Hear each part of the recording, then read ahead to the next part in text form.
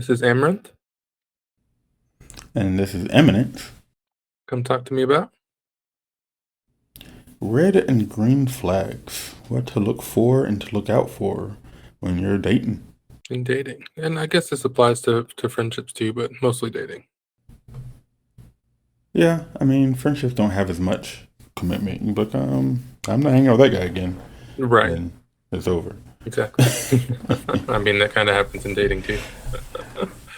It does. It does. If you're not really committed, if you're at a committed part, well, I guess if you're at a committed part, you've kind of overlooked all the red flags. But you can always go back and reevaluate and see if it's something you want to stick with, Right.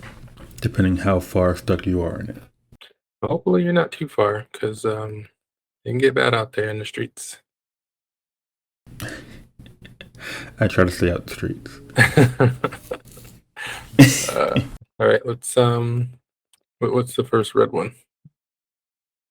So, well, actually, that's what I was gonna ask you because I'd like to start off with a question, and most of these about what you think a prominent red flag might be, um, especially since you out in the streets.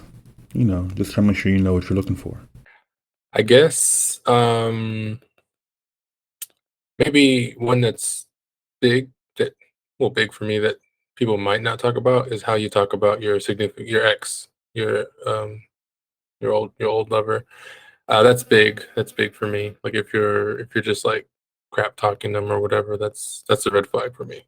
Even if they were just like the worst. If you're gonna bad talk someone, and I think it's the same in like jobs too. But if you bad talk your ex, then I'm probably not gonna talk to you anymore. Let me ask you this: why? I just feel like What does that show you about the person?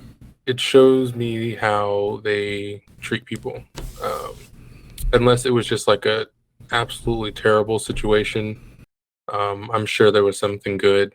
And I feel like if you're just bad talking your ex, then you're not taking responsibility for anything that you may have done wrong in that relationship. I was about to say because terrible is definitely opinionated. So, to them it might be terrible, I mean, but terrible in the sense I like get the what you're world would saying. agree that it's terrible.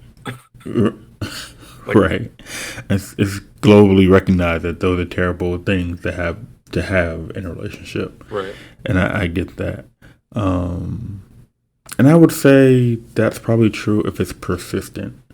Um, I think it's okay to have some things that you're like, yeah, I hate it when they do this. I hate it when they did that.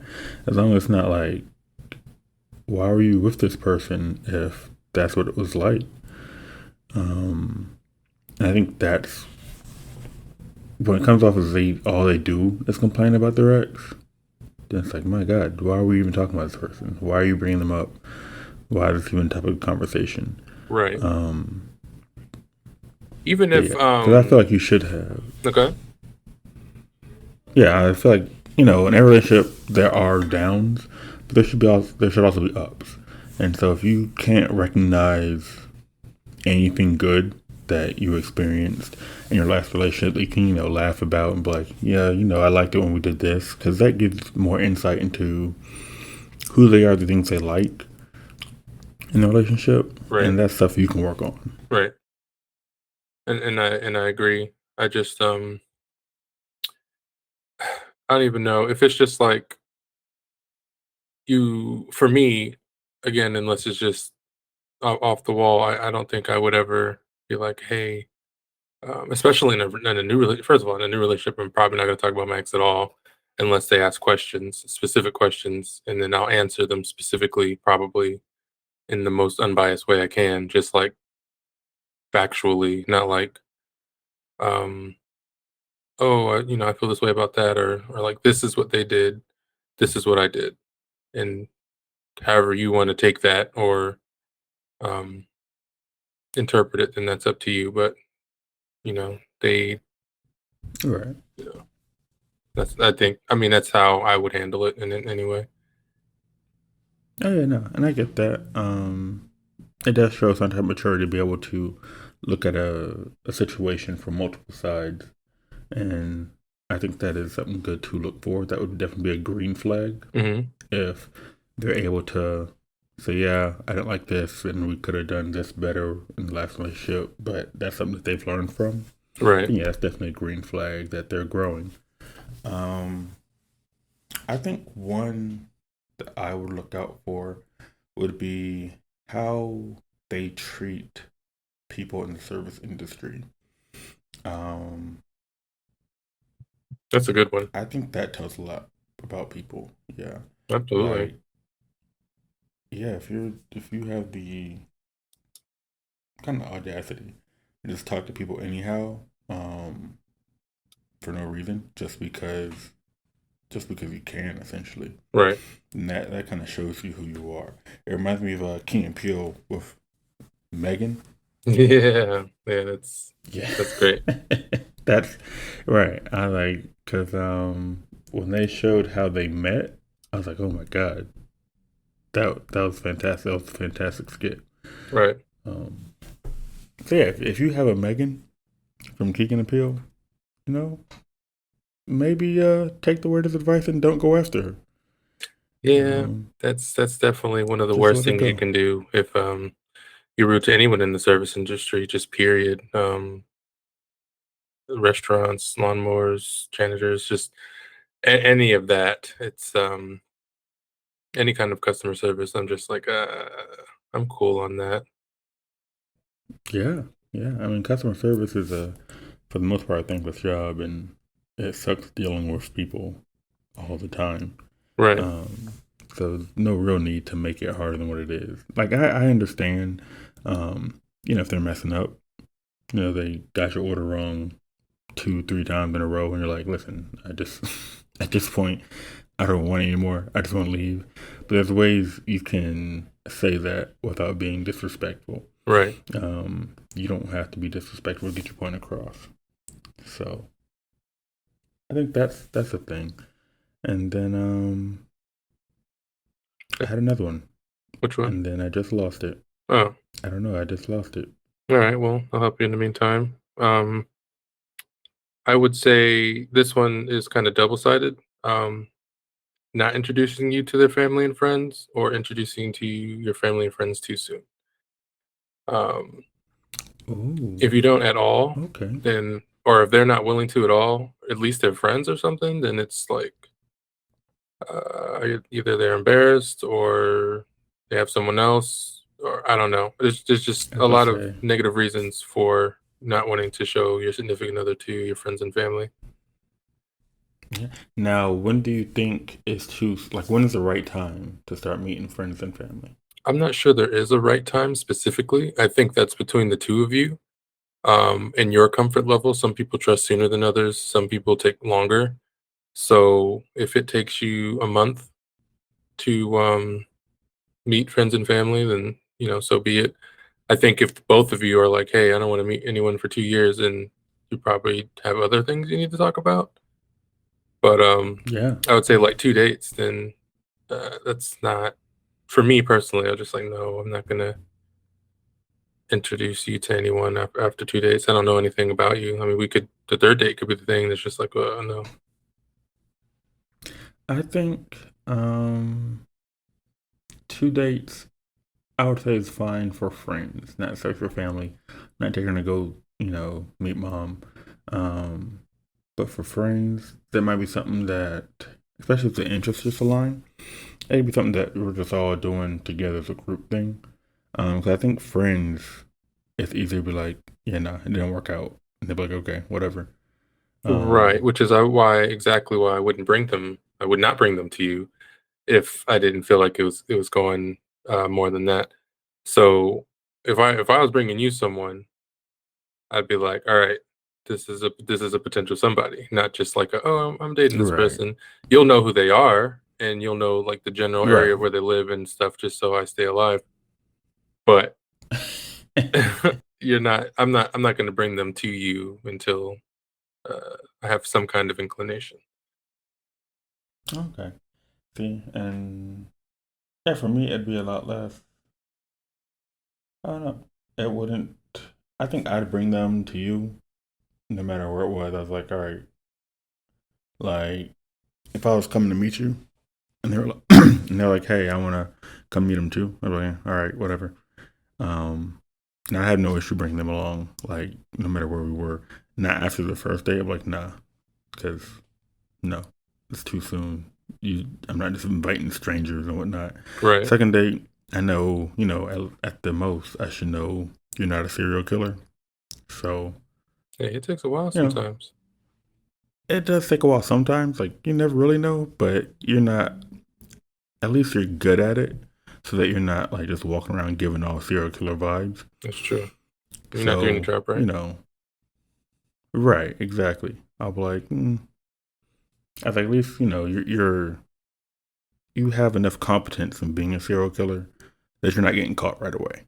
Right. Exactly. Yeah. So that's all I'm looking for is someone who's not giving off obvious serial killer vibes. That is a low bar, but I accept. I accept for sure. um, And that's a red flag. If you are giving obvious serial killer vibes, you know, don't don't date that person. Don't don't be around that person. definitely Find don't some do way to that. break it off easily. Yeah, you don't want to break their hearts. Right. Like you want to let them down easy. I do not even know when we started, and I don't think either of us set up a timer for this one. So, um, I do have a timer. oh, you do? Awesome. Okay, look at him. Look at him being on the point. Um, well, Yeah. I'll throw some green things in there then, since Okay. Eminence is just doing his thing over there. Um, respecting boundaries for me, that's definitely a green flag if they easily and just welcome the respectfulness of your boundaries. That's an awesome feeling. That is a great feeling. I think that comes easier at the beginning of relationships because you're kind of feeling each other out anyway. Hmm. So I think the fact that they listen and they respect it, those are definitely green flags. Right. Um, And it's and it's then it's I would honestly say, it's mhm, it's harder with green and red flags because most of the green flags, if you do the opposite of that, then that's a red flag. But the opposite of oh red yeah, flags definitely. aren't necessarily green flags. Not all of So them far, the anyway. ones we named, I think the opposite. Yeah, not all of them, but the ones we named so far, I think most of them you do the opposite and doing pretty good green. I would say a green flag would be, and really it's just being decent. It's just asking about you. Like if you're having a conversation and they're asking about your interests and how you're doing and whatnot, those are great things that I think most people probably don't notice until after a while. They're like, yeah, the person never really asked about me and my interests and how am I doing and whatnot. Like, Right. so if it's a one way conversation of you just learning about them and them not showing interest in you, that's a red flag. Definitely. And even if you're someone like me that doesn't even like sharing about yourself, you'll still notice. I even notice too if I'm just like, oh, this person doesn't give a crap about anyone else but themselves. That's fun times right there. Yeah. So to turn that into a green flag portion, if they're asking about you and showing interest in you and what you enjoy doing, how your day went, those are green flags. Yeah. That's a good one. If they're just seeming like they're into you, just saying, "Hey, how's your day going?" Or if you tell them something, they ask questions about that thing, not just like, "Oh, you told me that thing." Question, it's over. I'm done with the conversation. Right. Back to me. Back up. So yeah. those are just one of the ones I think about. I'm just talking to people. Also, seeing how they interact, kind of how they interact with their friends and their family. Mostly their friends, because I think people are more honest around their friends.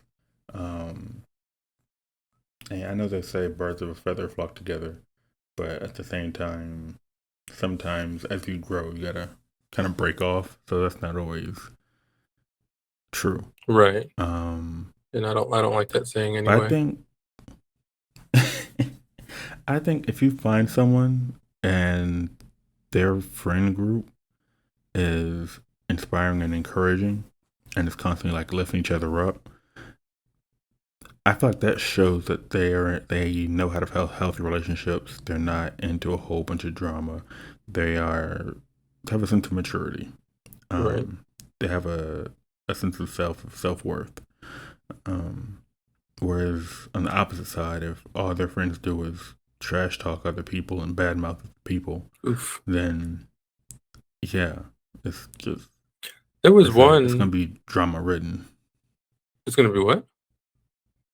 drama ridden. Oh yeah, drama. Yeah, yeah. We don't want that in any instance, unless it's a TV show, I guess. Um, Even there, it's the limit. that's true. What you call it? Olivia Pope. That one. That was too much for me. Um, Yeah. the one that's weird to me that I'm not sure that I agree with is you don't like their friends. Because I feel like it's a red flag when they don't like your friends. So, like, if my person or this person doesn't like my friends, I'm like, that's a red flag.